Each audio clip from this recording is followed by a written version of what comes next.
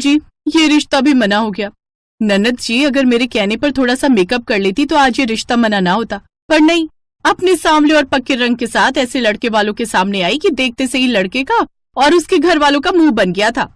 सुमन, बस भी करो, क्यों मेरी बेटी के पीछे पड़ी रहती हो जाएगा रिश्ता, देख रहे हैं ना।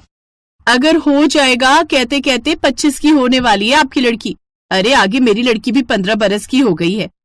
अगर अगले कुछ समय में ननद जी की शादी नहीं हुई तो फिर तो भूल जाओ इनकी शादी, और इनकी वजह से मेरी लड़की की शादी में अड़चने आई तो फिर देखना। इसलिए बोल रही हूँ, अगली बार लड़के वाले देखने आए तो अच्छे से मुंह पर सफेद पाउडर पोत लेना। हाँ, जिसे पसंद करना होगा मुझे ऐसे ही पसंद करेगा भाभी, मैं दिखावा नहीं करूंगी। शादी के बाद भी जैसी मैं दिखती हूँ वैसी ही रहूंगी। तो फिर अभी मेकअप करके रंग क्यों छुपाऊं? माँ, मैं बाजार जा रही हूँ आम लाने, और कुछ लाना है? बस जब देखो आम की चटनी बनाकर बेचने में ध्यान रहता है। इतना ध्यान लड़का ढूंढने में लगे तो कल की कल ही शादी हो जाए। बुआ, मैं भी आपके साथ बाजार चलूं? वरना मम्मी मेरे से आपकी बुराइयां करती हैं, फिर मेरा दिमाग खराब हो जाता है। मैं आपके लिए गलत नहीं सुन सकती बुआ। अच्छा ठीक है, आओ तुम भी मेरे साथ चलो। मेरी बच्ची इतनी अच्छी है, सबके बारे में सोचती है। खट्टी मीठी आम चटनी बनाकर वो इसलिए बाजार में बेचती है ताकि घर में पैसों की थोड़ी मदद मिल जाए। सब कुछ तो आता है, क्या कमी है मेरी बेटी में? हे भगवान, मेरी बेटी के लिए कोई अच्छा रिश्ता भेज दो ताकि मेरी बच्ची के जीवन में खुशियां आ जाएं। राधिका बहुत स्वादिष्ट खट्टी मीठी आम की चटनी बनाकर बेचती थी। जब भी आम का मौसम आता था तो गांव के लोग राधिका से खट्टी मीठी आम की चटनी बनाने के लिए बोल देते थे। चाचा, आम लेने जा रही हूँ, एडवांस दे दो कुछ रुपए। अच्छा राधिका बेटिया, मैं तो कल ही सोच रहा था आम का मौसम आ गया, पर राधिका अभी तक आम की चटनी के बारे में बताने नहीं आई। कितने ग्राहक पूछ गए कि कब तक मिल जाएगी चटनी। ये ले एडवांस रुपए, और ये बताती जा बिटिया कि आम की चटनी कब तक बनकर तैयार हो जाएगी। बस चाचा, जैसे ही बनती है तुरंत दे जाऊंगी। और भी दुकानदार पूछ रहे थे, सबके लिए एक साथ ही बनाती हूँ। आज आम ले आऊंगी, फिर 1-2 दिन में दे जाऊंगी। ठीक है बिटिया। राधिका को आम की चटनी बेचकर इतनी कमाई तो हो ही जाती थी कि वो अपने भाई की मदद कर सके। भैया, मुझे आम की चटनी के ऑर्डर मिल गए, जैसे ही पैसे आएंगे मैं आपको दे दूंगी। आप खेती का सामान ले आना। मुझे पता है गर्मी की वजह से हमारी बहुत सारी खेती खराब हो गई, पर आप चिंता मत करो, मैं ज्यादा से ज्यादा ऑर्डर लेने की कोशिश करूंगी। पर राधिका तो अपनी मेहनत के सारे पैसे मुझे दे देगी तो अपनी शादी के लिए कैसे जोड़ेगी? नहीं, रहने दे, मैं थोड़ा कर्जा लेकर सामान ले आऊंगा। नहीं, आप कर्जा नहीं लोगे भैया। जब आपकी बहन पैसे दे रही है कि तो किसी और से मांगने की कोई जरूरत नहीं। बस 1-2 दिन में मैं आपको इस ऑर्डर के पैसे दे दूंगी। राधिका की अच्छाई उसकी भाभी को कभी नजर नहीं आती थी। उसे तो बस ये था कि कहीं राधा कुमारी बैठी रही तो आगे चलकर उसकी बेटी की शादी में समस्या आएगी। वर्षा, तुझे कितनी बार कहा है घर के कामों में हाथ बटा दिया कर। ससुराल जाएगी तो ये चटनी बनाने से घर वालों का पेट नहीं भरेगा, और खाना पकाना आना चाहिए। सुबह से तू ये चटनी बनवाने में लगी हुई है, जा थोड़ी रोटियां सेक ले, क्योंकि ये महारानी राधिका तो घर के सारे काम छोड़कर बस आम की चटनी बनाने में लग गई है। अब जब तक आमों का मौसम रहेगा तब तक ये चटनी बनाने में ही लगी रहेगी। अब लड़का देखना भी सब भूल गए। सुमन, राधिका आम की चटनी इसलिए बनाती है ताकि घर में मदद कर सके। अगर उसकी शादी नहीं हो रही तो ये थोड़ी है तुम उसे हमेशा सुनाती रहोगी। ये घर राधिका का है, वो इस घर की बेटी है। नहीं हो रही तो हो जाएगी शादी, पर खबरदार जो आज के बाद मेरी बच्ची को कुछ भी गलत बोला। नहीं करना काम तो तुम मत करो, मैं और राधिका कर लेंगे, पर बिना बात के सुनाओ तो मत। भाभी, मैं बस ये चटनी मंदिर दे आऊं, उसके बाद सारी मर्तबान भर कर रख दूंगी।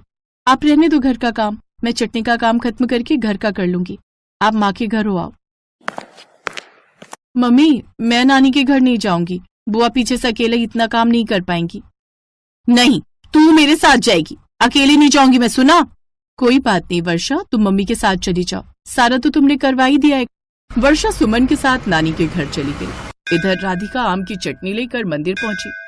राधिका का नियम था, हर साल जब भी वो आम की चटनी बनाती थी तो सबसे पहले मंदिर के पंडित जी को देती थी। राम राम पंडित जी। राम राम राधिका बिटिया, मैं सोच ही रहा था कि बिटिया रानी मिलने नहीं आई, और पंडिताइन भी तुम्हारे हाथों की खट्टी मीठी चटनी को याद कर रही थी। पंडित जी, वही तो लाई हूँ, ये लीजिए। अरे, इतना बड़ा मर्तबान, ये तो बहुत सारी है बिटिया। पंडित जी, कम से कम कुछ महीने तो चल जाए, इसलिए ज्यादा लाई हूँ, फिर अगले साल बनेगी। अच्छा अच्छा बिटिया, एक काम करता हूं, सबसे पहले भगवान को भोग लगा देता हूं। मैं बस उन्हें भोजन भोग लगाने ही वाला था। देखो तुम्हारे भाग्य कितने अच्छे हैं। सुबह सुबह की पहली थाली में तुम्हारे हाथों की आम की खट्टी मीठी चटनी भगवान को भोग लग रही है।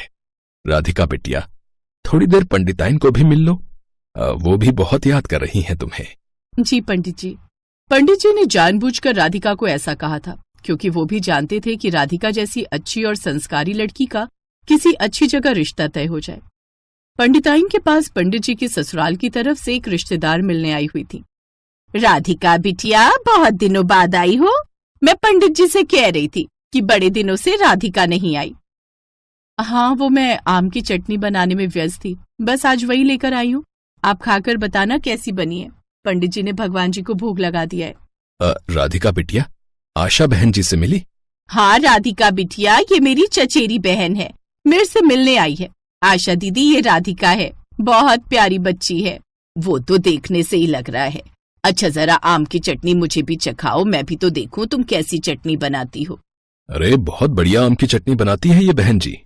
हर साल गांव के दुकानदार राधिका से आम की चटनी खरीदते हैं, पर सबसे पहले ये हमें ही देने के लिए आती है। कई सालों से इसका यही नियम है। आशा देवी ने जब आम की चटनी खाई तो वो चटकारे लेती रह गई। बहुत स्वाद आम की चटनी बनाई है बिटिया, खट्टा मीठा बिल्कुल बराबर। और क्या करती हो बिटिया, कुछ बताओ अपने बारे में। बस आंटी जी, घर पर ही रहती हूँ, बाकी जब आम का मौसम आता है तो ये चटनी बनाकर बेचती हूँ। राधिका के लिए लड़का ढूंढ रहे हैं इसके घर वाले, पर अभी तक कहीं बात नहीं बनी। हाँ, बेचारी के सांवले रंग की वजह से सारे रिश्ते मना हो जाते हैं। अरे क्यों भला, सांवला रंग भी अपने आप में बहुत खूबसूरत लगता है। कोई बात नहीं बिटिया, सही समय पर सब कुछ सही होगा, चिंता मत करो। इसके बाद राधिका घर आ गई। राधिका को नहीं पता था कि आशा देवी उसके बारे में क्या विचार करके बैठी है। आशा देवी को राधिका बहुत अच्छी लगी और उन्होंने उसे अपने बेटे मुकेश के लिए पसंद कर लिया। सब कुछ अचानक से हुआ, मानो इस मौसम के आम राधिका के लिए बाहर लेकर आए थे। राधिका का रिश्ता तय भी हो गया और शादी का दिन भी आ गया। राधिका, मैं हमेशा कहती थी कि तुम्हारी शादी हो जाए, तुम अपने घर चली जाओ, पर आज जब तुम अपने ससुराल जाने के लिए तैयार हो तो दिल नहीं कर रहा तुम्हें भेजने का। मेरे से जो भी गलतियां हुई उनके लिए मुझे माफ कर देना राधिका। मैंने हमेशा तुम्हें बहुत गलत बोला है। नहीं भाभी, ऐसी कोई बात नहीं, आप मेरे अपने हो और अपने माफी नहीं मांगते, गले से लगाते हैं। और फिर राधिका खुशी खुशी अपने ससुराल विदा हुई। पर राधिका ने खट्टी मीठी आम की चटनी बनाना नहीं छोड़ा।